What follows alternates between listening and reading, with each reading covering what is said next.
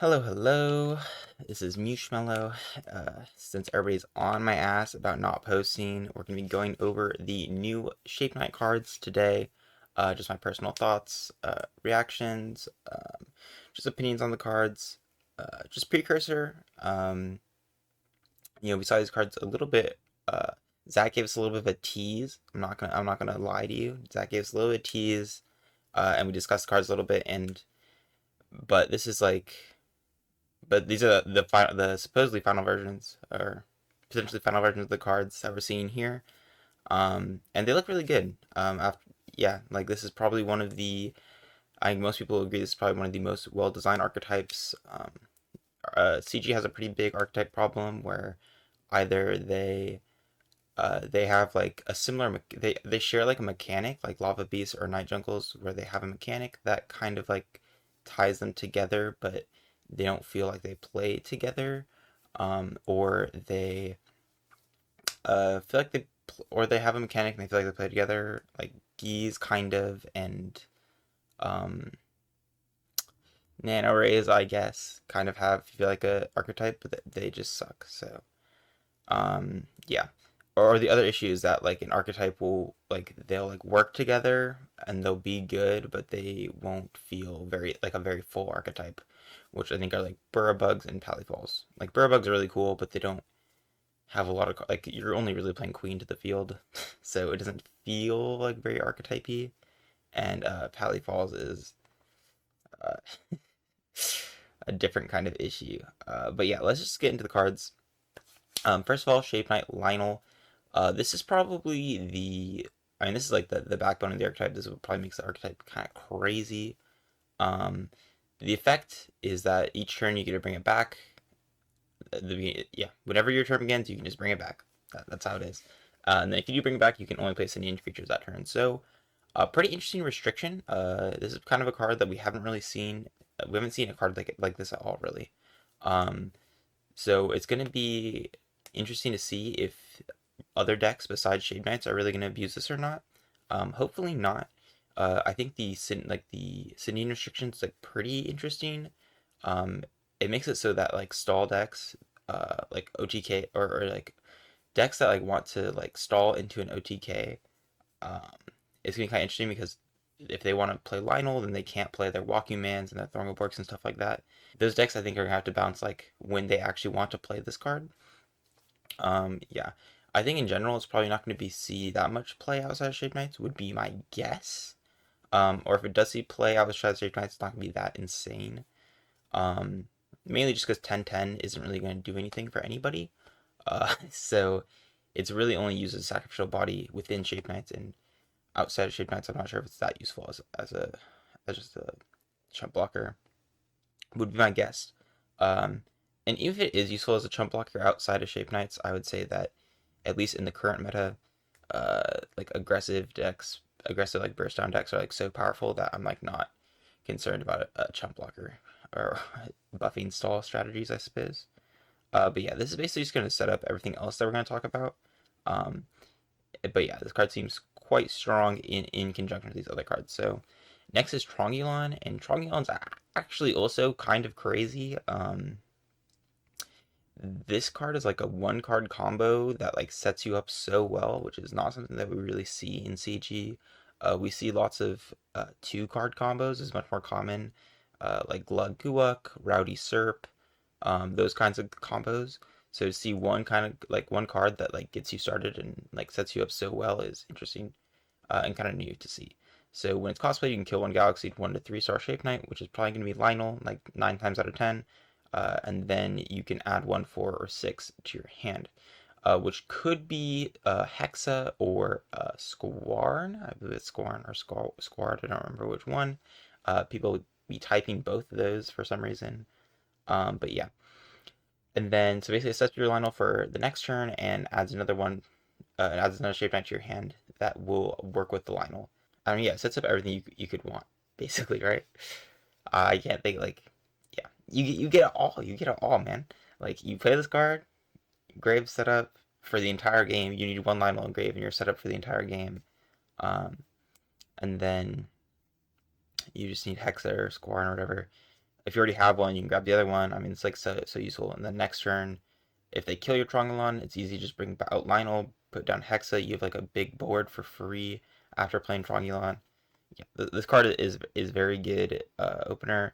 90-130 isn't like the strongest stat line ever, but 130 is like a decent enough health that will force some kind of bigger creature, like notably Walls Walking Man, Thorgelbork, Droplet Squaws, those kinds of things. So yeah, this is a pretty good card, I would say. Now next up is Squarn. That's what the card's name is, Squarn. So 160-40, very low stats for its star cost. Then once per turn, kill one zone creature with stars equal to the combined stars of all zone Shaped Knights creatures. Then you have to kill one zoned or handed Shaped Knight. So this is pretty interesting too. It basically has like a pretty like consistent floor of if you play Lionel with its special effect, with its ability, and then you play Squarn, you basically always can pop Lionel and pop any 5-star or lower, basically every single turn, which is pretty strong, I would say. The 40 health means that's going to be able to be protected by basically anything in the game, any Sindian creature in the game at least, which in theory is good. I think 40 is like a little bit too low. Like you'd want to see this thing at like a similar to Trong, like a 130, 140. So just so it walls out most of the small creatures and it's not so easy to kill even off of like because like in this current state it's like so easy to play um like any like you pay a lot of stars for whatever creature you need to kill to get to Squarn first, and then you just like throw down Thorgelbark and it's like very easy to clear. That being said, I think it's pretty good regardless. If you are able to keep it multiple turns, that's like very strong because you'll be able to bring back Lionel, pop again, and then it also has good utility when you play it later in the game. So if you're able to play Octorious, Squarn, um, especially if you're able to like expand to like 3 zones, you can play your Lionel for turn, play your Octorious, gain stars back from Octorious effect, build to the third flow and play Squarn, and now you have like 13 stars on board, and you can kill any creature in the game just by popping that Lionel. Like this card is like a very consistent like low creature removal just in general, and then it has this like these big like extensions you can make. So like if you wanted to go like Lionel Squarn, kill Lionel, play Hexa, and then kill like a Lionel or Trong from your hand. That's also an option, and lets you kill up to 10 stars. Like this card can be very versatile, and there's like lots of different lines to help deal with different situations.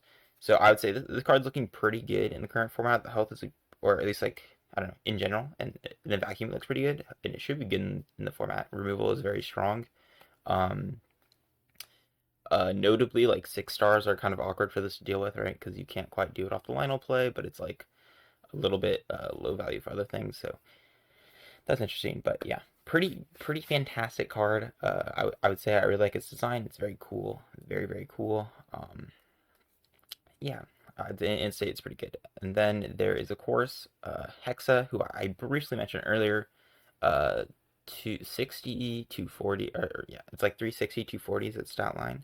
And then you can kill one of your zone shaped knight creatures for free plays handed cards. So basically, any turn where you have Lionel out and you haven't used it yet, you can just get this really good body. 240 is a pretty low health, and 360 isn't a crazy power either, but it's like a free body, so who cares? I mean, you care, obviously, obviously, but like it's kind of similar to like Darkspark almost. Like it's not like the stat line's not as good as Darkspark, I'd say. I mean, you get more burst damage, and 360 is really good. I mean, it's a good offense. It's like a more, but like you're getting a free 6-star basically is the vibe. So like a free 6-star is a free 6-star. I don't know what you want me to say. And then of course the 360 can be buffed with Polyr and whatnot. So it's which we'll talk about later. So it could potentially be not a 360, but like a oh my god, it's 3 a.m. I don't know if I can do math. 360 plus 120, 480. I want to say 480. Um, which obviously is going to kill like basically everything besides Octorious, who we'll talk about in a second. Yeah, like this card, it seems pretty strong. Um, Probably one of the cards you'll want to cycle off of Polygrand is Hexa and Squarn. Yeah, this card's pretty good. And then lastly, oh wait, he didn't go. Okay, he went in order. Okay, did he go Polygrand? Okay, he went Polygrand. So there. Okay, that's better. Polygrand's also pretty interesting. This is probably one of the best designed permanent resources I've seen in a while. So when you play this card, add one killed 6-star or lower Shape Knight creature to your hand. Just a little bit of recursion. You're probably going to grab Hexa or Squarn off of this, as they're probably your best pieces, I'd say. Trong, probably not going to see a lot of use once you actually set it up. It doesn't seem that useful. And I mean, Trong can still set up Grave, I guess, if you just need to set up your Octorious. But yeah, Trong probably not going to be recycled as much just because it doesn't do a lot in the field. And then Octorious you can't cycle, and Lionel you want in the Grave anyway. So probably going to grab Hexa and Squarn off this, and those are good targets. Then the other effect is all zone Shape 9 creatures gain 2 stars, so obviously that buffs all of their attack.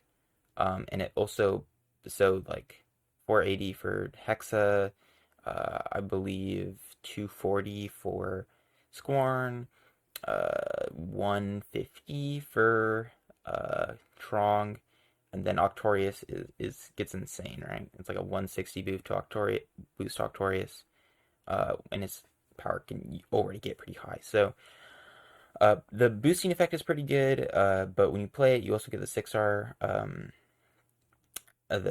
cycle, which is also good. This card's just pretty good. And then also combos with Scorn, so you can also like you can play it to cycle a card, and then you have Scorn in hand, and then you can do like Lionel Scorn, and then Scorn pop the Polygrand, and then you can keep your board and get the pop effect if you don't need the boost in that moment.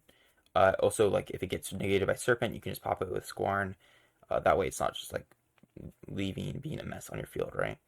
And that can create crazy combos where you go like Lionel, Polygrand, bring back Squarn, play Squarn, pop Lionel, play Hexa, pop Shape Knight, kill a 10-star, or kill a 12-star actually, I guess, because this also boosts your Squarn effects. So it'd be kill 14-star. So this boosts your Squarn effects too. So like Lionel, Squarn with a Polygrand on field, that means your board is a 3, 6, like a 9 already, which means you can pop like Chaos Beast and everything else. And then you can just kill Lionel or kill the Shape Knight card. This makes everything better. It makes everything better. All your creatures are stronger. Your removal is stronger. You get a cycle. This card's very strong, and if it starts becoming a problem on your field because of it gets negated, or it just you need to do like an AAA play, you need to kill Squarn. So yeah, really well designed card. I'd say I think this will actually be one of the few permanent resources that see play. It just seems very strong. In my head at least. I think most people agree it seems pretty strong. Now the boss monster, Octorious. This card also is pretty good. Like that's the crazy thing about this. Like every card like is good. Like all of them are just good. So first off, like what stands out here, obviously see the 480 health, crazy health, just like absolutely mental health stat.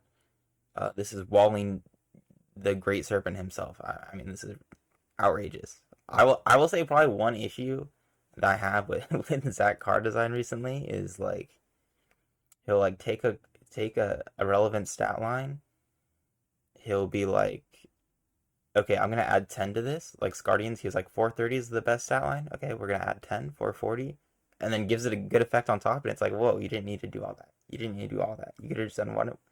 You could have done one or the other. Fine, but yeah. Anyway, this card is nuts. So the creature's power is 80 times its stars, and then after the creature's played, its stars become 1. And this gains stars for each of your killed Shape Knight cards. So basically this means that during the early game, it's going to be a 1-star, which means it won't be very strong. It'll be like 8480. So you probably don't want to play in the early game, but like in the late game when you have your Lionels are in the grave, your Squarns are in the grave, your Trongs are in the grave, your Hexas are in the grave, your Polygrams are in the grave. Like, you can get this up to like 12 like stars. And then its power is like 800, like 960, like those insane numbers. So yeah, this card can be boosted to crazy numbers late game. Early game is not very strong, but then in the mid game, it's decent as well. And then the other effect is that once return gain stars equal to this creature stars. So this is really nice too. It makes this card a little bit easier to play. So obviously need the initial 8, but if you're set up, then you'll gain back. So like if I have 4 in trash, then this is basically a 4-star effectively, and it's not such a huge deal. It's easier to expand your board for more Shape Knights. Yeah. And then if this card's able to stay on the field, if your opponent doesn't have the immediate answer, then your econ's gonna go crazy, right? If you like imagine this is a 6-star, you gain 6 on it when you played it, so it's basically a 2-star, and the next turn you just get another 6. You get like 10 stars at the beginning of your turn, just for him surviving. So pretty nutty card. Like yeah, it's actually insane, but yeah, it's pretty freaking good, I'd say. Like that star gain is yeah really relevant, really relevant. So yeah, this card is very strong. It's kind of a good boss monster. It swings hard. It walls hard. It's like good for your economy. Since it can get to such high numbers, it helps your Squarn clear boards when you play with Squarn. I mean, yeah, this card's very good. And that kind of concludes the cards, right? Those are the 5 or the 6 cards, because there's the 1 guy, the 3 guy, the 4 guy, the 6 guy, the 8 guy, and there's the perm. So that's 6 cards. So it's like a 12 card package, which is also pretty. If you run the full set, which I think is worthwhile in their current state. They all seem like they have a good important role, and they do good things. So if you run the full like 12 card package, it takes up a lot of deck space, which is I actually quite like. I hopefully think that one of the main concerns with this is that Sindian is a shitty planet, right? So either the deck gets held back by the fact that his planet is bad, or you run a different planet like Barrow or Sindel for the very minor like boost to your Pelfams or your Atatroxes or what have you. That's like the main concern. Hopefully like the like niche like Sindian planet effect comes up enough that like because you have so many Sindian creatures, it just is worthwhile to run the planet ability because it comes up more than another planet ability would. So yeah, since the archetype takes up a lot of deck space, since the archetype makes it so you can only play Sindian creatures on your turn if you want to use Lionel, it really promotes you only using Sindian creatures or maximizing the amount of Sindian creatures you do use. So hopefully that pushes it far enough that like gaining 1 star off of Pelfam dying like every game is not as good as the like 2 or 3 like times that Sindian planet effect will come up. Because it does come up, like KO on Octorious can be really awkward if you already have like 2 other bodies. It makes that like answer to Octorious way less clean than it would be otherwise. I mean, like it gives you a boost to Stalius, which is useful if you do end up running Stalius, which in the current state of the game I don't think is very likely, but who knows, who knows, who knows, who knows. It could happen, it could happen. But yeah, those are basically all the cards. I mean, Zach goes over some other stuff. He talks about some potential combos that might synergize, like Cloud Cells seems pretty nutty. It makes your Octorious an 800 like automatically. It makes your Hexa like a 600, 240. We'll see if it's actually worthwhile. I think generally 1 card for a big stat boost isn't like that insane. So I don't know like how good the numbers will be. Where it's like, because that's like Trong and Squarn also don't like benefit off this too much. I guess Squarn becomes a 400, which is pretty like hitting above his weight class, but yeah, I mean, this card might see play. I think people will definitely test this card, absolutely. But yeah, I don't know if it's gonna be like nutty or not. Then there's Gamba Jable. This is kind of interesting. We talked about this a little bit. Gamba Jable generally has been just like one of those cards where it's just like so many restrictions on it that makes it hard to play. It's once per turn. You have to pay 3 stars. You have to kill a zone 1 star creature. I think with Lionel it might actually be okay. Because with Lionel, since he's like an infinite resource, um, like paying 6 stars and then killing Lionel to draw 2 is maybe not actually that bad. And then Gamba Jable does live to the next turn, then I mean that's even better. But yeah, it's kind of hard to say. 6 stars for two cards is actually like not that bad of a deal. Like it's better than Star Path. Um, it just depends on like if you're gonna have turns where you like want to use Lionel for other things, because it'll be like using Lionel for Gamba Jable is okay, but like if you want to use it for Hexa or Squar like every turn, then Gamba Jable is gonna kind of have a hard time finding its place. I think it'll probably be fine. Like I'll definitely test it. It seems like not actually that bad. 70 power is like not the most productive power stat in the world, which is also an issue. But yeah, could be good. Could be good. Kind of hard to say. Kind of hard to say. Extra small rescue. I mean, I guess I don't know. I don't really fuck with this card that much. Fish loves this card though, so ask him about it because I don't want to recraft. And he talks about counter. He's like anti-justice sword as a counter, which will be a good counter actually. To be honest with you, having an extra out Octorious is gonna be nice for most decks. Bub World I think is probably too low impact. In general, I mean, yeah, I mean it lowers the ceiling a little bit. It makes it so your squad plays are like killing 3 stars instead of 5 stars, which is actually pretty impactful. Killing 8s instead of 10s though is like less impactful. So yeah, this could affect like the low end of it, but like the high end is so high that I think this doesn't actually affect it that hard. Like if your Octorious is set up to the point where it gets 12 stars, like Bub World is not gonna make that card bad. Um, so yeah, I think this like is I mean nerfs Hexa and stuff. Like if you were able to play this card early and actually like limit like how Squar is used, how Hexa is used in the early game, then this can probably be pretty effective. I think. But like late game, once they're already set up, like I mean, it's already doomed. I mean, this is not gonna stop them. Space Pit obviously as a shuffler for Lionel, potentially useful. Also notable that I don't think Zach mentioned in this video is Galdora's box. You can grab actually both Lionels.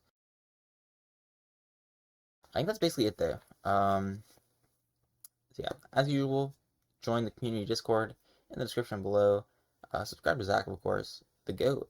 This is definitely some of his finest work. Some of his finest work. I'm excited to see what the generic Sindian cards are. We saw the Squaws in the speed art video, and we saw the little outline of the little UFO guy. So we'll see if those cards are any good. I would suspect the Squaws is probably not going to help that much, but hopefully the other cards will be pretty good. And maybe we'll also like push the deck towards playing Sindian as the planet, which I think is everybody's main concern right now. Because I think everybody thinks Archetype is pretty good. It's just that Sindian planet is not very good, right? Anyway, that's it. That's it. That's all I got. I think I said all the outro stuff. So, yikes, why is this video so long?